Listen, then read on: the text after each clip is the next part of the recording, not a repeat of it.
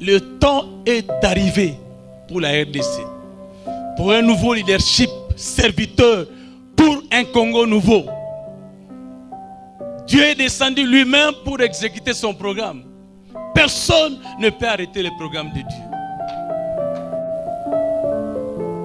Donc nous devons tourner nos regards vers l'Éternel, d'où nous viendra le secours. Et la Bible nous dit dans Psaume 37, verset 9, les méchants seront retranchés, et ce sont les justes qui posséderont le pays. Pour qu'il y ait une bonne gouvernance, il faut des hommes intègres, il faut des hommes droits, il faut un nouveau leadership serviteur. Le Seigneur a permis que vous puissiez écouter ce message.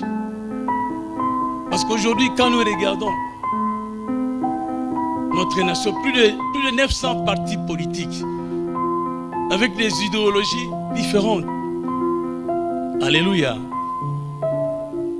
Les idéologies des hommes. Non, nous devons entrer dans le programme de Dieu. Nous devons appliquer les principes de Dieu. Le principe du travail, le principe d'équité, le principe de la justice, le principe d'amour. Ce sont ces principes qui développent la nation. Quand nous lisons le psaume 115, 16, la Bible dit, les cieux sont les cieux de l'Éternel. La terre, il l'a donnée au Fils de l'homme. Dieu n'a pas donné la terre aux enfants. Dieu a donné la terre aux fils matures pour la garder et pour la cultiver. Selon Genèse 2, 15, l'Éternel plaça l'homme dans les jardins d'Éden pour les garder, pour le cultiver.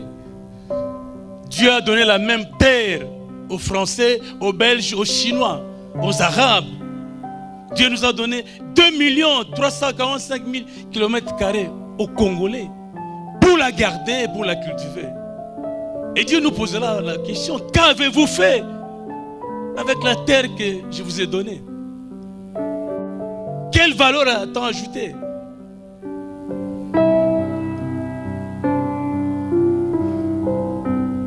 Dieu nous a donné la terre comme héritage pour la garder et pour la cultiver. Garder veut dire bien gérer, bien structurer, bien organiser. Et cultiver veut dire travailler à développer, ajouter la valeur. Nous envions les États-Unis, l'Europe. Ce sont des gens comme nous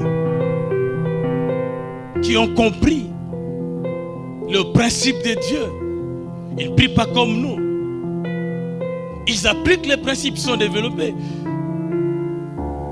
Toutes les infrastructures, les routes ne sont pas descendues du ciel. Ce sont des hommes comme nous, avec les mêmes coefficients intellectuels, qui se sont organisés pour bâtir leur nation. Depuis le 30 juin 1960 jusqu'à aujourd'hui, nous tournons en rond.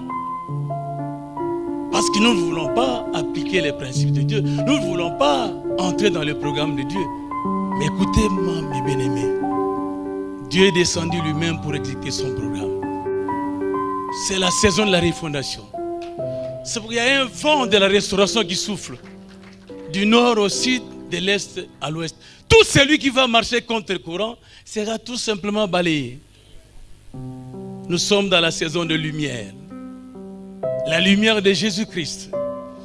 Et quand nous lisons Ésaïe 60, 18 à 20, ce ne serait plus la lumière du soleil qui va nous éclairer, ni de la lune, mais la lumière de Jésus-Christ. C'est pourquoi vous remarquez que tout ce qui est caché est dévoilé. Tout ce qui est caché est dévoilé. Alors ne marchez plus dans les ténèbres. Les ténèbres ne régneront plus jamais dans cette nation. Et nous ne cessons de prier pour que la lumière luise